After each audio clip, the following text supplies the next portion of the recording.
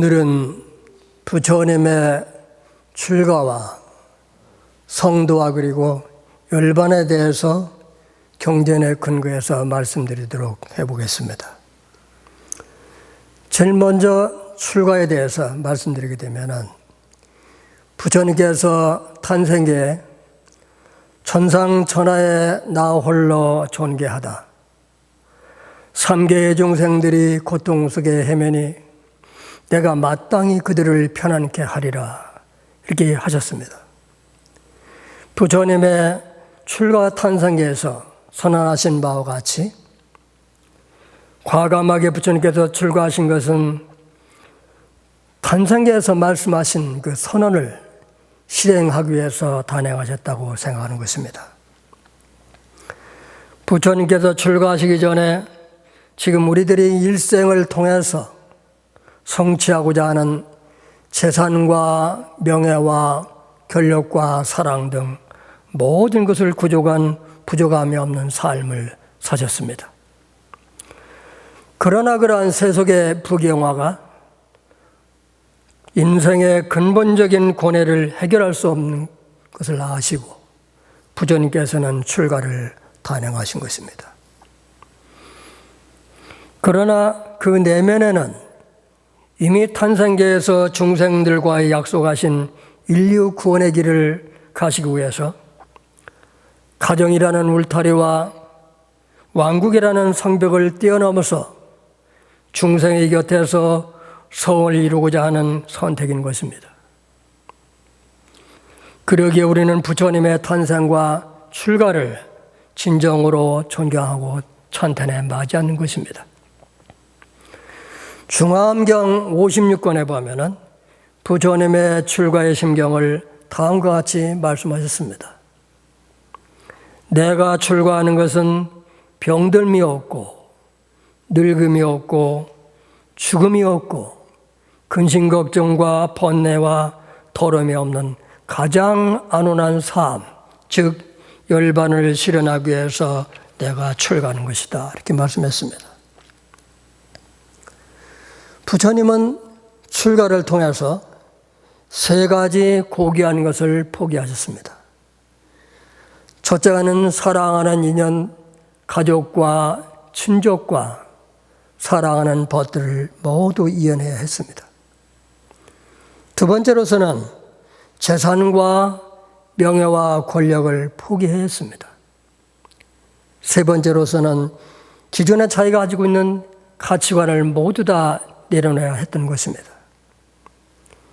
우리 불교에서는 네 가지 종류의 출가자가 있다고 그랬습니다. 제일 첫 번째는 신심구출가라. 몸과 마음이 다 출가한 것입니다. 우리 출가한 사문스님네들은 몸과 마음을 다 불가에 귀의하는 온전한 출가를 한 것입니다. 두 번째로서는 신출가, 신불출가라. 몸은 비록 출가했다 하더라도 아직까지 마음이 세연을 다 끊지 못한 것입니다. 세 번째는 신재가 심출가라. 몸은 비록 세상에 있다 하더라도 마음은 출가한 사람을 담기 위해서 부지런히 수행하는 것입니다. 네 번째로서는 신심구불출가라. 몸과 마음이 다 세속에 머물면서 수행할 마음을 내지 않는 것을 말씀하시는 것입니다.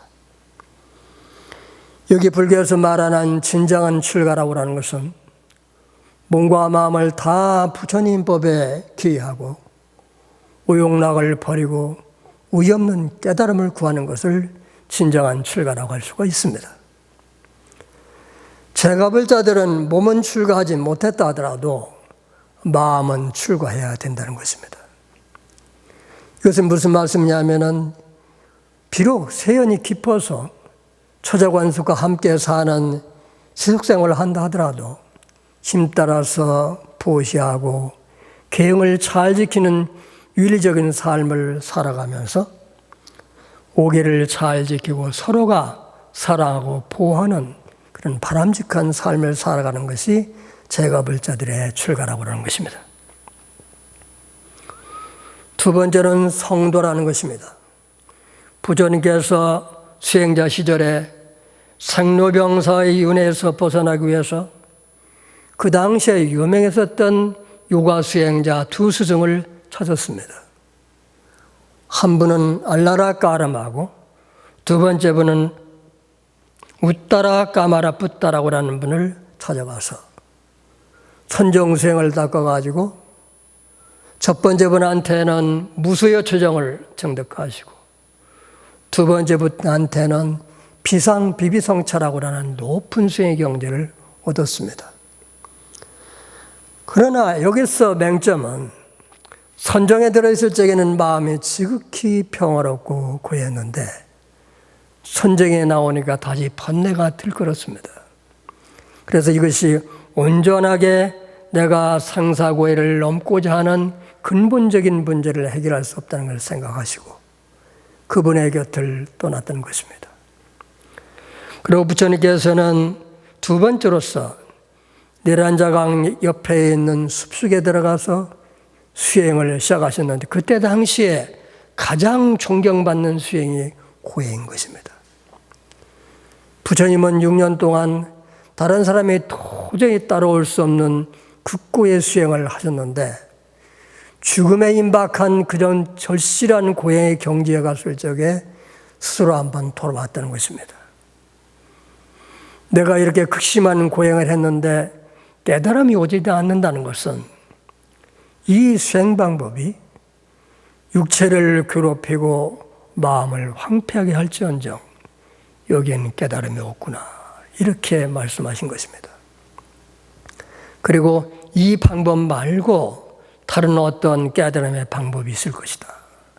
이렇게 깊이 사유해 보니까 태자 시절에 그늘나무 아래에서 들숨날숨을 알아차리는 호흡성찰 수행을 했을 적에 제1선정에 아주 마음이 고요하고 평화롭고 환희에 젖었던 기억이 살아난 것입니다.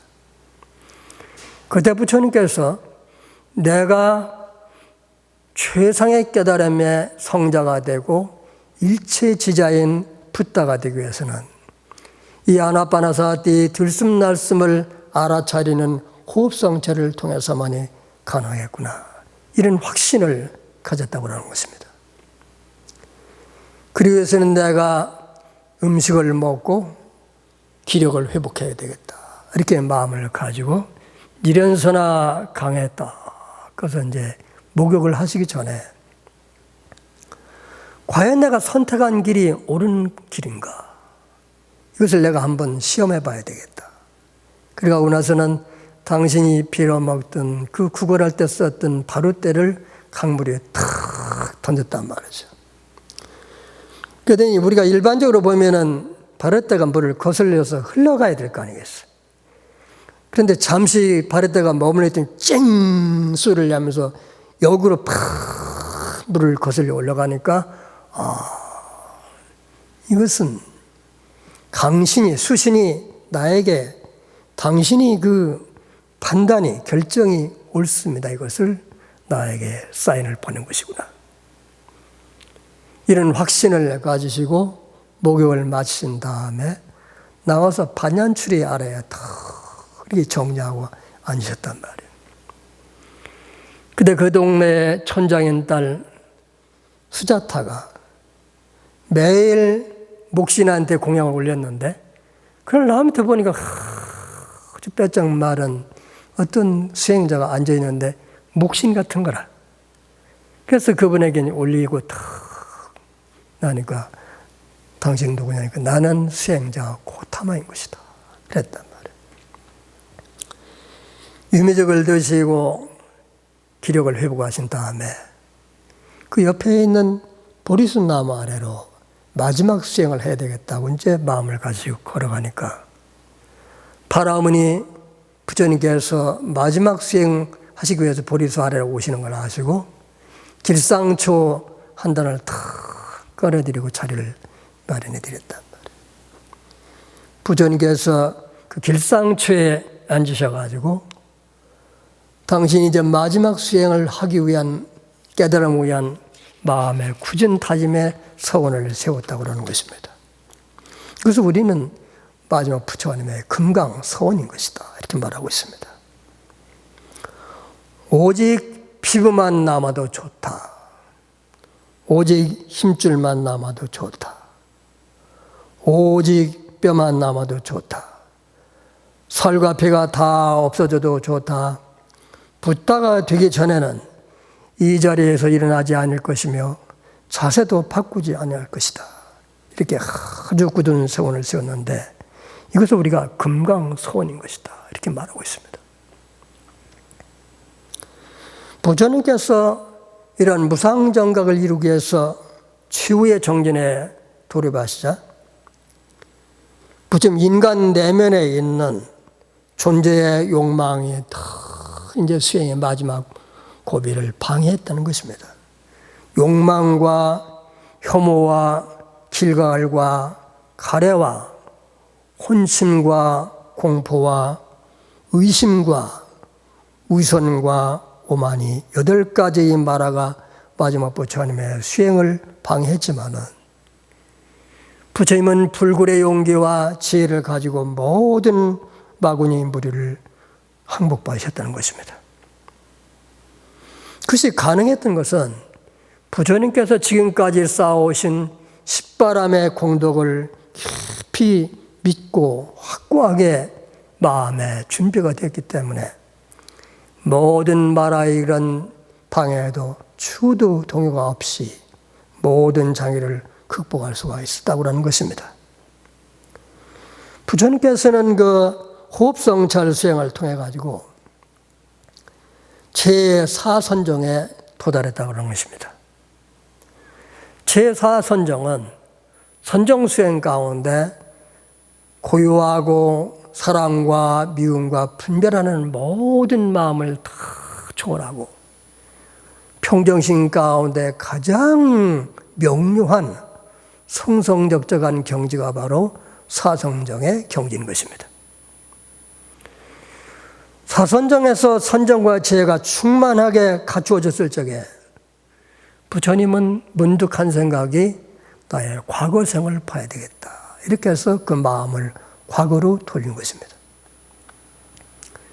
부처님 무수한 과거생을 내려오면서 많은 국토에 태어나고 많은 인행을 닦아서 수행하신 것을 쭉 다 유별같이 보시는 손바닥에서 수정을 보는 것 뚜렷하게 자기 온 생애를 다 수많은 생을 다 보셨다는 것입니다. 이것이 바로 숙명통인 것이다. 과거생을 모두가 다 꿰뚫어 보신 숙명통 내지 숙명지를 얻은 것이다. 그랬단 말이죠. 그 다음에는 두 번째로서 그 마음을 다시 돌려가지고 부처님 자신과 이상에 사는 모든 존재들의 삶이 어떻게 지금 벌어지고 있는가를 보니까 자기들이 지은 바의 업에 따라서 행복하고 불행한 삶을 다 사는 걸 소상히 보셨다고 하는 것입니다. 이것이 바로 천안통이라는 것이죠. 하늘의 눈으로 모든 생명들의 인생의 삶이 벌어지는 것을 뚜렷이 보셨다고 하는 것입니다. 그 다음에는 지금 살고 있는 현재의 이 모든 중생들의 삶의 그 모습인데 현재 중생들이 살고 있는 물질과 그러니까 몸과 마음의 그 대상으로 몸과 마음을 대상으로 깊이 관찰하는 수행을 했는데 그 수행이 바로 위파사나 수행이라는 것입니다. 부처님께서 숙명통과 천안통을 얻으시고 그러한 그 두 가지 신통을 얻은 그 뛰어난 통찰력과 그 선정의 힘으로 지금 이 순간에 살아있는 모든 중생의 몸과 마음을 대상으로 깊이 통찰하면서 우리 자신의 인생과 우주의 실상의 진리를 깊이 있게 발언하실 적에 그 우주와 인생의 진리가 실상이 확연히 드러났다는 것입니다. 사실 부처님께서는 이것을 알기 위해서 출가하셨기 때문에 이 문제가 그 순간에 확연히 드러났다고 하는 것입니다. 이 세상의 모든 존재는 누가 절대적인 신이 창조했거나 우연히 이루어진 것이 아니라 연기의 법칙에 의해서 인연 따라서 모두가 형성되고 존재한다는 것입니다. 원인과 조건과 결과에 의해서 모든 것이 지금 역동적으로 존재하고 있는 것이지 누가 창조하거나 우연히 만들어진 것이 아니라고 하는 연기의 법칙을, 위대한 법칙을 깨달았다고 하는 것입니다. 그리고 부처님께서 보리소에서 이 연기의 도리를 깊이 사유하는 과정에서 고진멸도 사생제라고 하는 진리를 깨달았다고 하는 것입니다. 우리는 고통스러운 것이다. 모든 중생은 고통스러운데 이 고통스러운 것은 원인이 뭐냐? 그 원인은 바로 갈망과 집착으로부터 오는 것이다. 그럼 이 갈망과 집착을 내려놓고 가장 행복한 지구의 행복의 열반은 있는가? 있다는 것입니다. 그럼 이 열반을 얻을 수 있는 방법은 있는가? 그것이 바로 팔정도라고 하는 것입니다. 부처님께서 당신에 비추어서 연계의 도리를 다 깊이 서해 보니까 우리 중생의 고통의 원인은 무지와 갈망과 욕망이 바로 원인이라는 것입니다. 이것을 깊이 깨달으시고 모든 그러한 그 사성제가 지혜가 완성되었을 적에 부처님은 지금까지 없었던 법의 눈이 생겼다고 하는 것입니다. 지혜가 생기고 명료함이 생기고 거기에 광명이 생겼다고 하는 것입니다. 이러한 사성제의 그 진리가 완숙됨으로써 부처님은 모든 번뇌를 다 끊고 다시는 상이 없는 불생불멸의 경지와 일체지를 다 갖추신 삼마삼부타 무상정등 정각자가 되셨다고 하는 것입니다. 부처님은 그때의 심경을 불이어서 이렇게 말씀하셨습니다. 한량없는 세월 상사윤회 속에서 태어나게 하는 원인이 무엇인지 알려고 헤매다 찾지 못하여 계속하여 태어났으니 이는 고통이었네. 아, 태어나게 하는 원인 가래여, 내 이제 너를 알았으니 더 이상 이 몸과 마음을 만들지 못하리라. 이제 모든 번뇌는 끊어졌고 무명은 산산조각이 났으며 내 마음은 열반에 이르렀고 모든 욕망은 파괴되어 버렸네. 그것이 부처님께서 깨닫고 나서 하신 부처님의 성도 뭐라고 하면 오도성입니다. 부처님께서 이렇게 오도성을 읊으시고 49일 동안 보리수 아래에서 깊은 선열의 기쁨을 누리시고 깨달음을 완전한 보름달들을 환성시키는 기간이 49일 동안을 보냈다고 하는 것입니다. 대승불교에서는 이 49일 동안에 대방광불 화엄경을 설하셨다 이렇게 말씀하고 있습니다. 부처님께서 성도하신 후에 제일 먼저 녹야원에 있는 5 수행자들에게 가셔서 사성제와 팔정도를 설하시고 지도하셔가지고 아라한의 경지에 오르는 것을 보시고 자신이 깨달으신 법이 보편적이고 모든 사람이 깨달을 수 있던 가능성을 확인하시고 너무나 확신과 감탄에 정말로 기쁨에 넘쳤다고 하는 것입니다.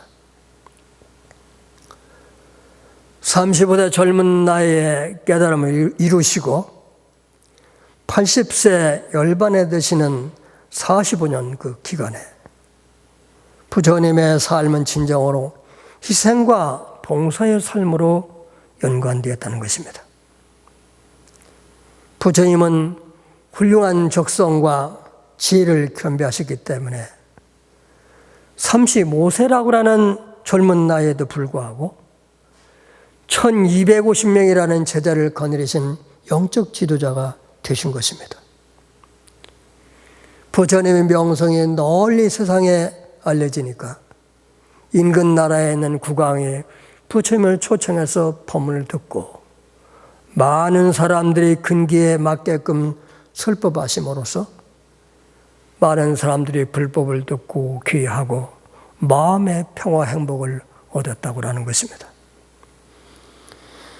부처님은 연세가 80이 되시자 당신은 이제 열반에 드실 때가 되었구나, 이걸 아신 것입니다.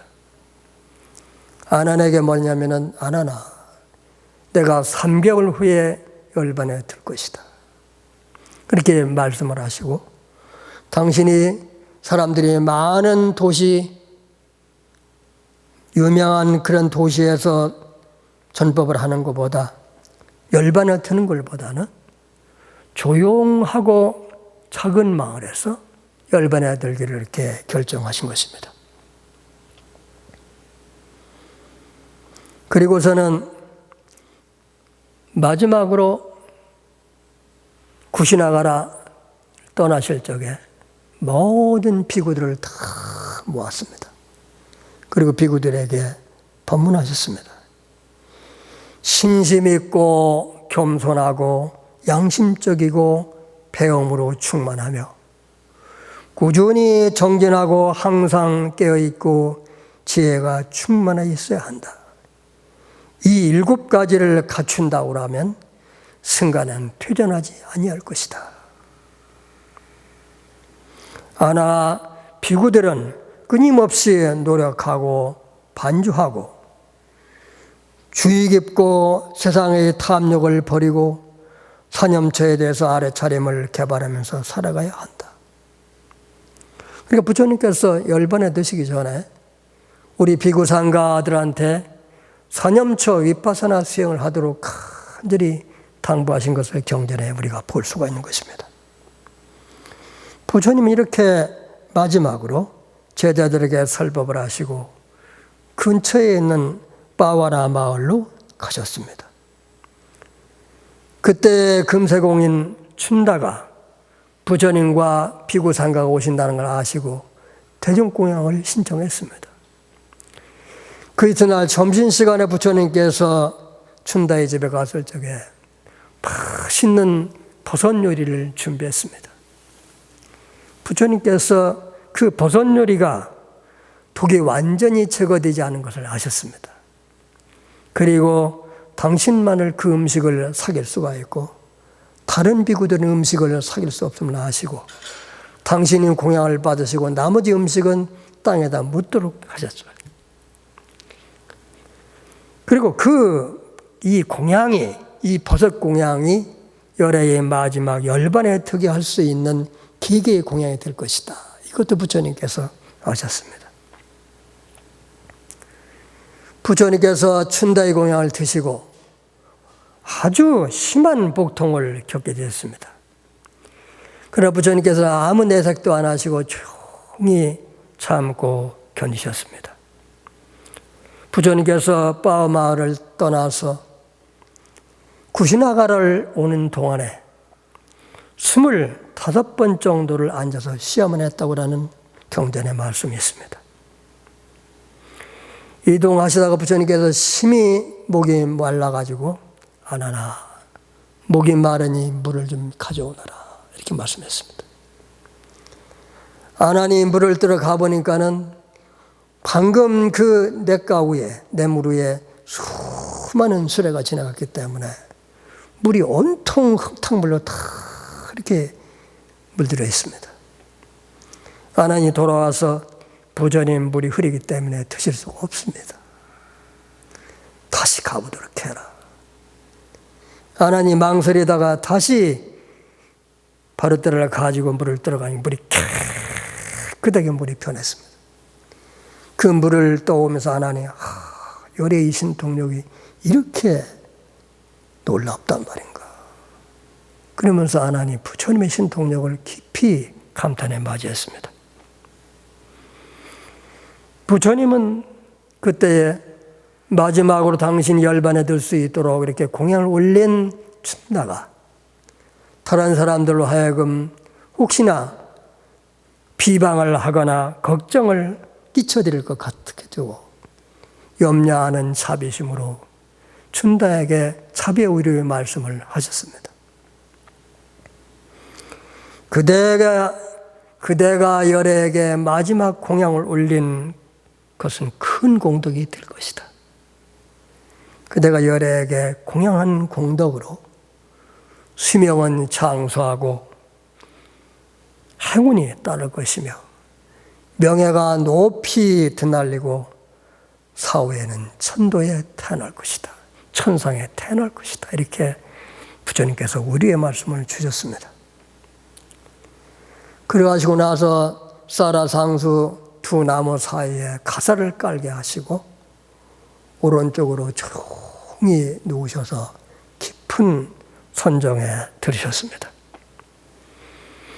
그리고 마을 사람들을 오라고 해서 마을 사람들 모두 아난존자가 불러왔습니다. 그때 아난이 비구들과 500명의 비구가 마을에 있는 사람들이 다 왔을 적에 법문하신 내용이 여기에 수록되어 있습니다. 아난다의 어떤 비구, 비구니와 청신사, 청신녀가 나의 가르침을 믿게 살면서 나의 가르침대로 살면서 의무를 다하고 올바르게 행동한다면 그가 바로 최상의 존경심으로 열애를 찬양하는 것이다.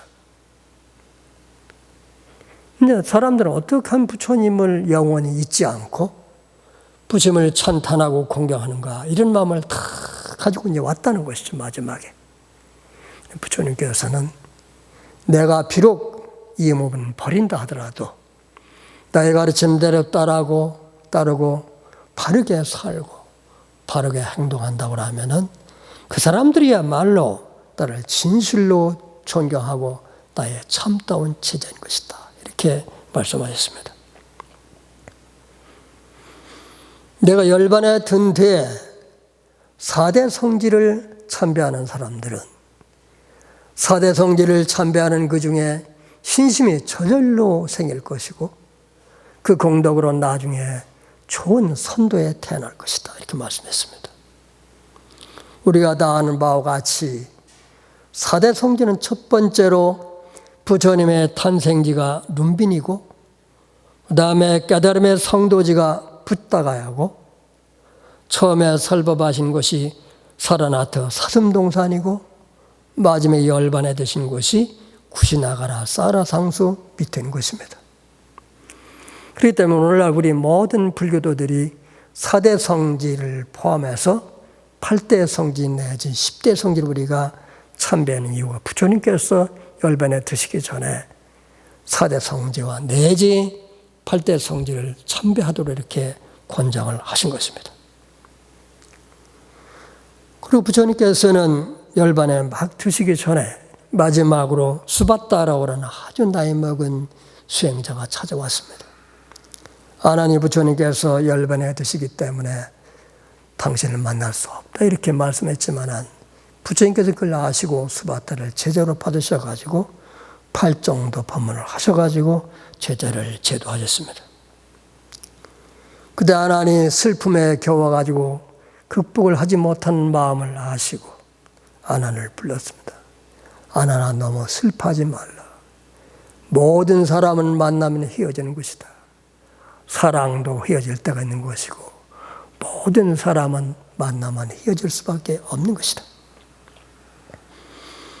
너는 생전에 착한 마음으로 열애를 봉양한 공덕이 많다. 상가를 외워하고 열애를 시봉한 공덕으로 너는 지금 수다운 것을 성취했으며 열애가 열반에 든 후에 머지않아 아라한과의 대성취를 할 것이다 했는데 정말로 부처님께서 열반하시고 난 후 3개월 후에 아나는 대아라한과를 성취했던 것입니다. 그리고 제자들에게 만약 삼보와 팔정도와 수행에 대해서 의심 가는 사람이 있으면 나에게 물어보라. 지금 나에게 물어봐라. 망설이지 말고 나에게 물어보라. 이렇게 3번을 이렇게 거듭 부르셨습니다. 그러나 모두가 다 침묵하시기 때문에 부처님께서는 대답 없는 거 아시고 우리 승가가 충분히 성숙했다고 만족하셨습니다. 그리고 부처님께서 마지막으로 가르침을 주셨습니다. 모든 존재는 변하게 되어 있는 것이다. 부지런히 정진하라 했습니다. 와야담마 상카라 아빠마데나 삼보됐다. 이렇게 빨리 여러 말씀했습니다.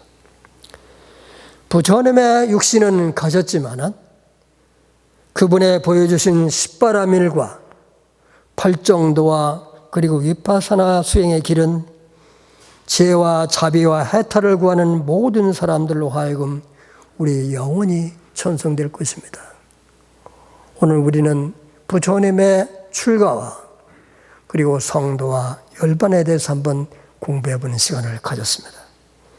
여러분 부처님의 이런 생활을 통해서 우리도 발심출가하고 열심히 수행해서 우리 깨달음에 기를 수 있는 좋은 선인이 됐으면 좋겠습니다. 감사합니다.